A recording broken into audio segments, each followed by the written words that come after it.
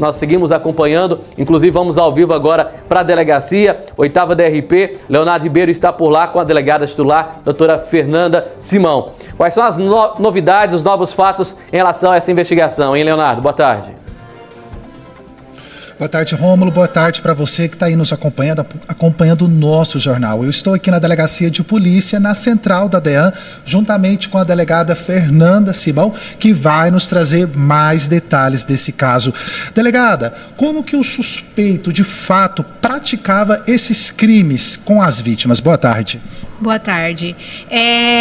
As vítimas relataram que ele sempre as chamava dentro da sala deles, a princípio em relação ao trabalho, né, para falar sobre o trabalho, o que era natural, inclusive outras testemunhas apontavam que era recorrente e normal essa situação.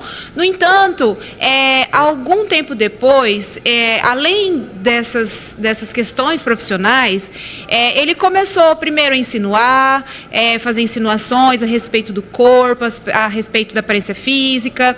Depois de um tempo, subiu ali para a questão de atos libidinosos, então começou a passar a mão e até evoluir à conjunção carnal. Então, sempre os fatos aconteciam dentro da sala dele, durante o expediente de trabalho. Delegada, a sala dele tinha 2 trancas, uma eletrônica e uma outra que não era eletrônica. Por quê? Então, isso até chamou-nos a atenção, que as 2 vítimas relataram esse fato e quando fomos lá cumprir a mandado de busca, realmente constatamos que havia essa tranca. É uma tranca eletrônica, né, que ele consegue abrir e fechar pro lado ali da mesa dele. Tem também uma chave, né, nessa porta, e também a secretária consegue abrir pelo lado de fora. Só que ela relatou que ela só conseguia depois da autorização dele. A defesa dele nos passou que essa tranca já estava até em gestões anteriores a ele e que era porque ali era uma sala que eles manipulavam muito dinheiro, principalmente na época da pecuária, né? Só que assim, lá tem o setor financeiro que também manipula dinheiro, não só na época da pecuária, e lá não tem esse tipo de tranca. Então é algo assim que realmente a gente vai ter que pesquisar melhor se realmente ele só manipulava dinheiro ali.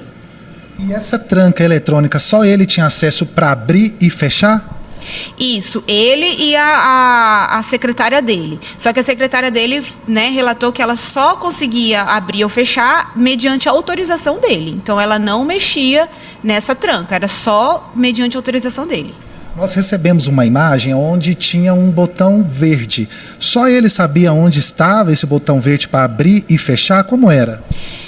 Ele e as pessoas que ali, talvez, que frequentavam sempre a sala dele, né? Esse botão verde era onde ele abria e fechava essa porta. Só abria, né? Porque fechava, é como se fosse uma entrada de portão eletrônico, que a gente entra numa residência, aquela tranca, só que numa sala fechada, numa sala de presidência. Delegado Rômulo, lá nos estúdios tem uma pergunta. Rômulo, é com você. Ô Leonardo, eu quero saber da doutora a respeito dessa investigação. Desde quando ela acontece, quando vieram essas denúncias e qual o tempo também que isso teria ocorrido? Tem uma data específica que teria ocorrido? Já tem muito tempo? Foi agora recente? Boa tarde, Rômulo. As investigações iniciaram através de uma denúncia anônima. Então, as vítimas, a princípio, elas não procuraram a delegacia, veio essa denúncia anônima e aí nós começamos a apurar.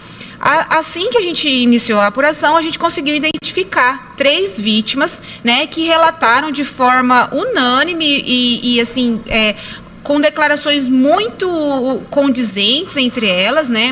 Fazia assim, cada uma dando detalhes complementares e até bem semelhantes.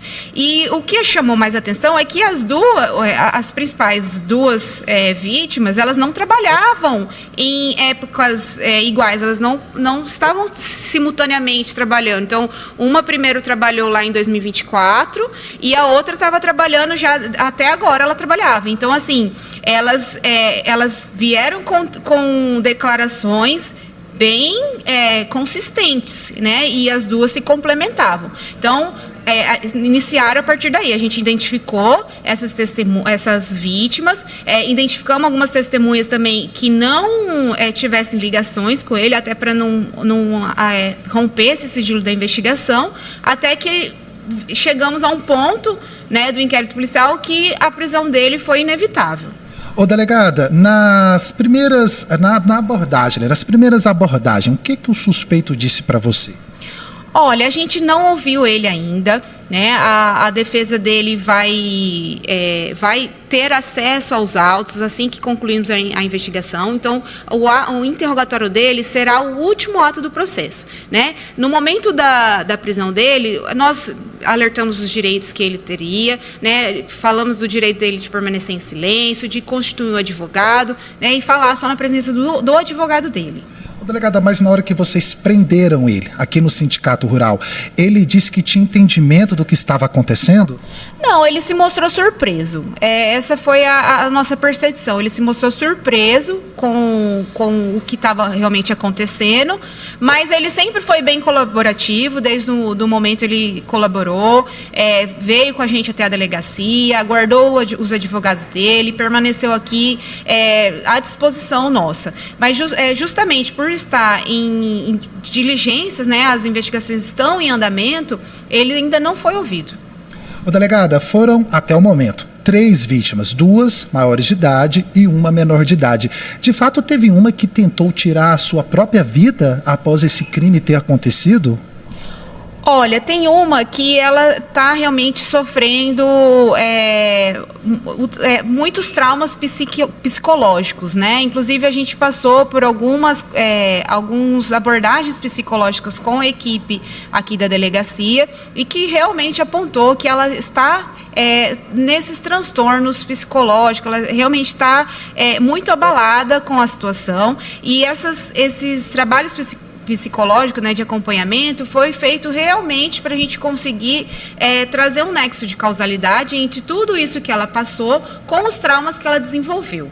Então, realmente, assim, é uma situação, igual o Romo falou, que chocou a todos nós e, claro, ela está muito fragilizada. Polícia Civil dando todo o amparo. Delegada, quais são as idades? Olha, eu não posso te informar. Mas essa por vítima... questão de sigilo mesmo e até a própria sigilo da identificação delas. Mas a vítima menor, ela tem 17 anos. 17 anos. Foi ela que tentou tirar a sua própria vida? Não foi ela, não. Rômulo, você tem mais alguma pergunta? Doutora, qual o ponto que nós estamos das investigações? Nós temos agora, neste momento, contra teoricamente, provas contra o suspeito, a parte verbal das vítimas ou temos já provas materiais em relação a esse possível crime aí do presidente do Sindicato Rural? Rômulo, as investigações elas estão correndo em sigilo, até por uma questão de preservação mesmo, né, tanto das provas quanto das testemunhas, das vítimas. Mas atualmente o que nós podemos fornecer é que há, né, oitiva de muitas testemunhas, oitivas de vítimas, algumas provas materiais de consistência em prints, em áudios. Nós fizemos ontem também, cumprimos um mandado de busca e apreensão, tanto lá no sindicato, que agora, né, nós vai fazer a perícia nos aparelhos eletrônicos para conseguirmos identificar mais elementos a respeito desses crimes. Além das falas das vítimas, delegada, vocês também têm provas em mensagens no aplicativo WhatsApp? Isso, algumas trocas de mensagens, não entre elas e o suspeito, mas entre elas e outros funcionários ali falando sobre o que tinha acontecido. Então, no meio desse crime, tinha intermediários? Não é intermediário, são testemunhas, né? Testemunhas do que estava acontecendo ali no sindicato, que foi de onde surgiu, né, a denúncia. Acredito que deve ter vindo como é anônimo, mas possivelmente veio alguém de lá de dentro, né, que estava sabendo de alguma coisa que estava acontecendo ali, né? Elas acabaram levando... Perdemos o sinal aí com o Leonardo Ribeiro, mas acredito que estão ainda nos ouvindo, né? Quero parabenizar a doutora e a delegada doutora Fernanda Simão pelas investigações. A gente sabe da credibilidade e do grande trabalho que ela faz à frente da DEAN. E eu tenho certeza, doutora, que tudo vai chegar aí aos esclarecimentos. Se por acaso realmente for culpado, que o caso seja encaminhado para a justiça, que seja julgado. Não tem ninguém acima da lei, nem nada referente a isso. Ninguém está acima da lei. E que seja tudo investigado de acordo com a realidade dos fatos. Obrigado, doutora Fernanda. Obrigado, Leonardo.